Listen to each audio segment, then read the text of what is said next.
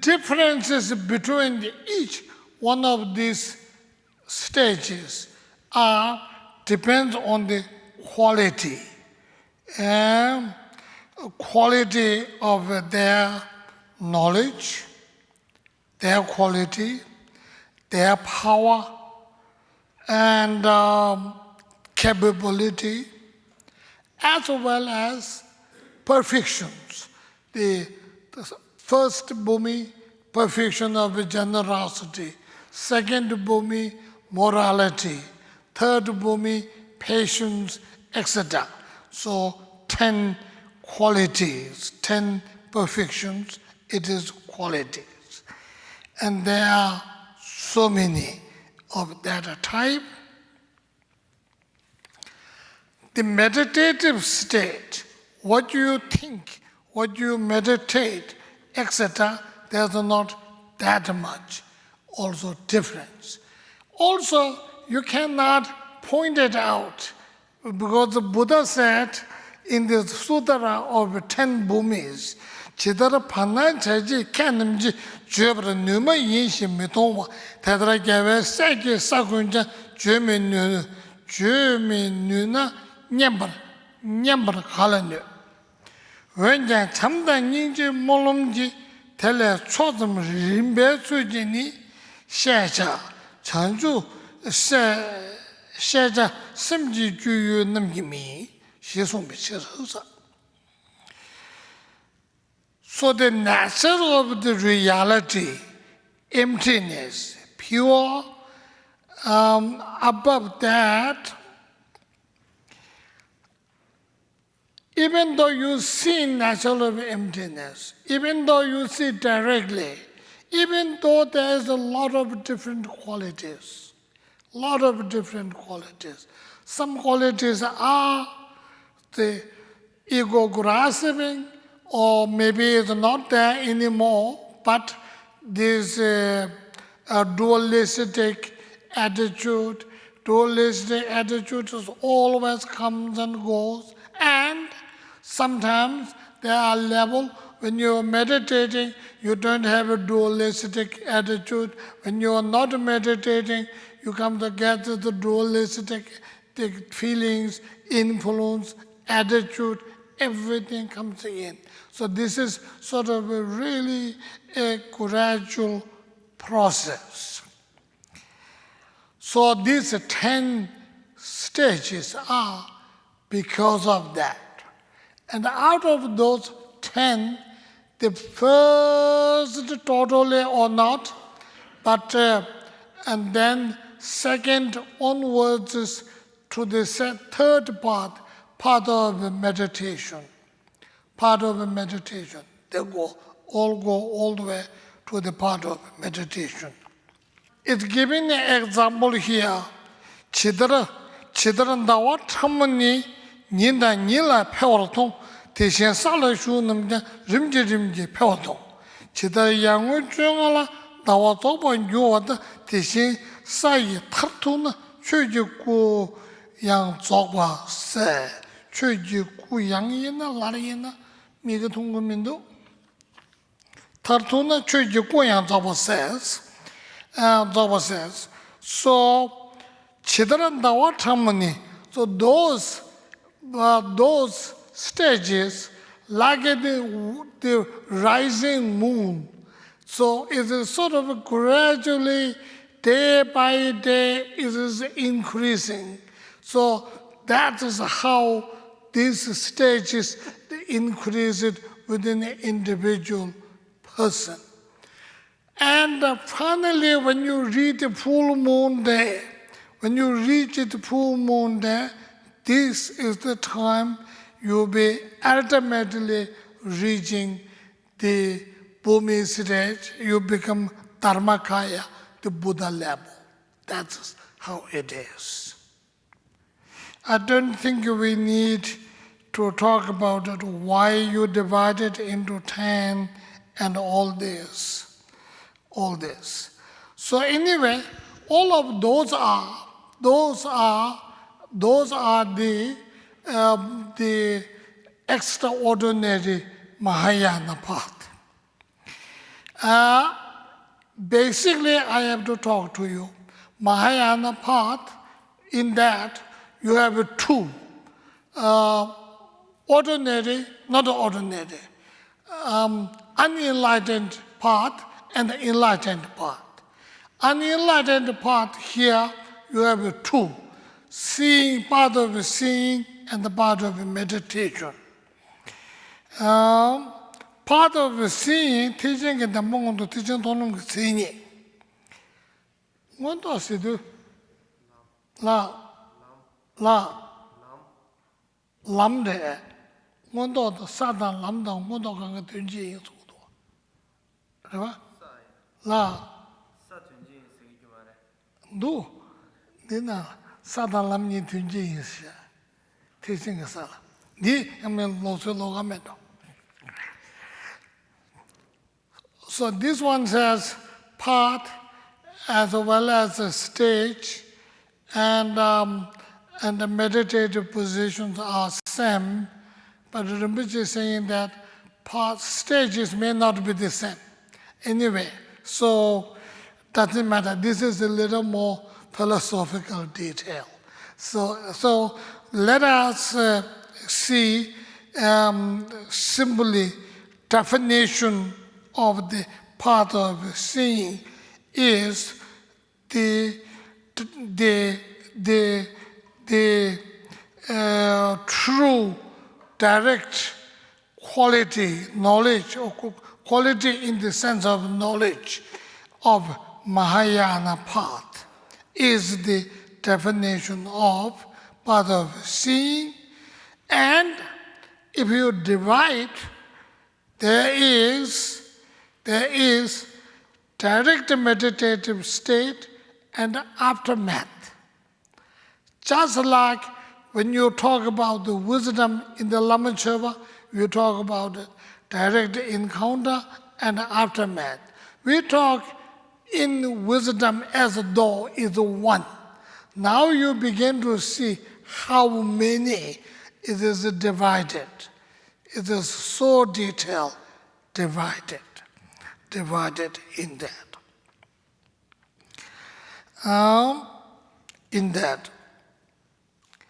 And direct meditative state of a path of seeing and the aftermath. Direct meditative part of seeing is who is direct antidote of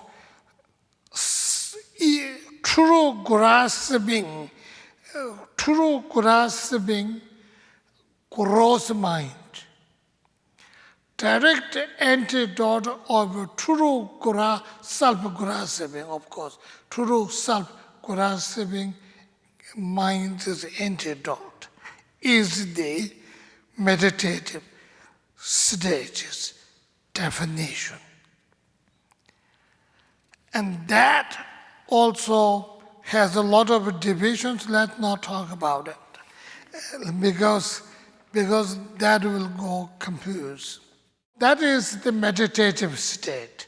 So the word is without disturbing, without any interruption, total focused wisdom.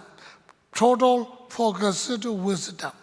Wisdom in the sense it is not only wisdom as a knowledge, but wisdom as a knowledge become quality of an individual, and directly using it becomes part of your mind, it becomes part of your mental quality.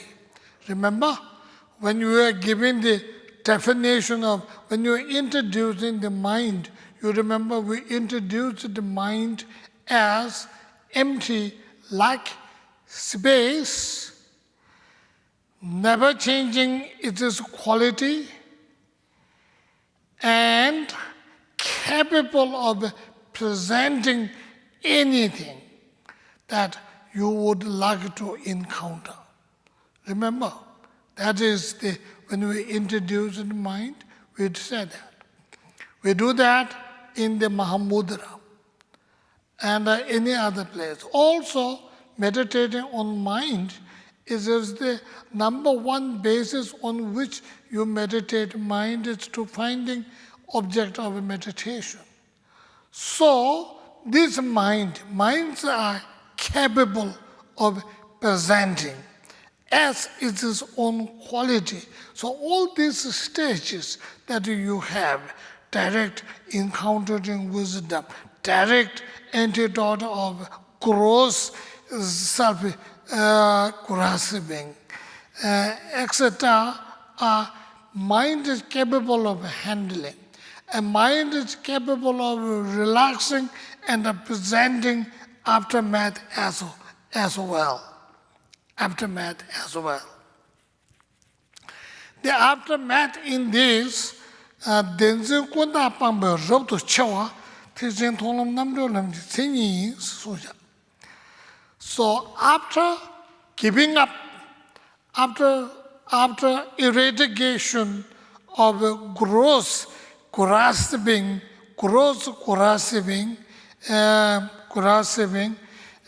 is the aftermath here. Because direct encounter is a direct antidote. After that, it gets out, it's purified, it's finished. And then you have that understanding, that becomes knowledge, that becomes sort of understanding, experience, and then that is called Namdolam. So that is probably enough for this, because the 10 different bhumis you have, I will try to explain a little bit.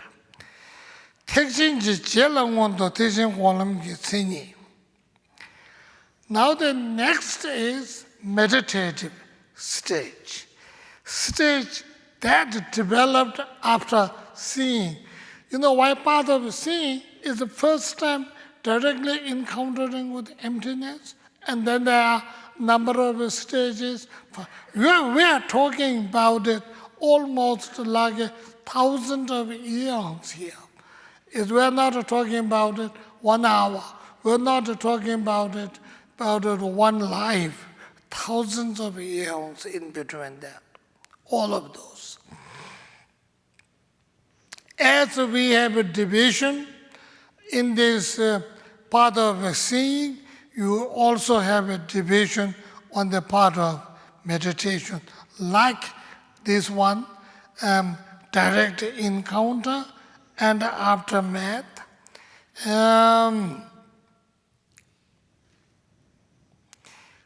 Direct encounter in this, rangi ngoge ke panje jube dimni karungi ngunye cheba. Tijen kwalam bhaje melum ke tinye is. So there can be direct encounter with either of them. Negative, reflective negativities or imprint. They can be either of them. Actually, the direct encounter here, what we call it, parchemelam, without any interruption, concentrated, has 2 here. One direct encounter against whatever left over of the negatives that you have. The second one is imprint of it. Imprint of it. So, these are against truth grasping mind. Truth grasping, which we have very, that's why it's very deep ingrained in our personality. We are so much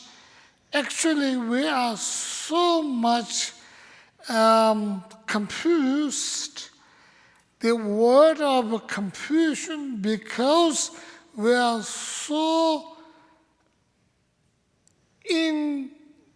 deeply involved in that self grasping, ego grasping, truth grasping, that also simultaneously, whenever you are there and it is gone, also by using our mind, rebuilding that, you have done so much.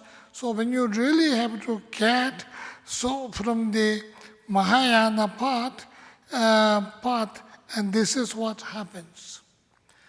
This is what it is. That's why it takes so much effort and all this. When I'm saying efforts of meditating, not only meditation, along with the accumulation of merit, purification, all has to go together. Though it was more emphasized as the first part, but after first part, it's not a done deal. It will continuously go. So that's what it is. That is why first 7 stages called impure stage. Those, whatever that, landlord or whatever it is. It's called impure. Last 3 is pure stage. Why? Below the 7th stage, it says here, Satumbo mentioned to Kapam Bumla Pang Menuba Yang, Sakabo Tomna, Yusam Japang Nuba Sumadi. Below 7th stage, one cannot get rid of these obstacles for 100,000 eons. Can be get rid of it when you get 8th stage within the matter of a second. So when you go higher and higher, your power becomes so much, so then everything becomes easier. Our level is so difficult, so hardship, and that's really what it is. It's almost like effortless. Buddha gives example. When you have a boat to put in the ocean, you have to make the boat, drag it, pull it, bring it up to the shore, and then finally be able to put it in the water. Once it gets in the water, the air picks up, then it easily go. So everything is the beginning is so hard, and afterwards the boat goes. You don't have to do much.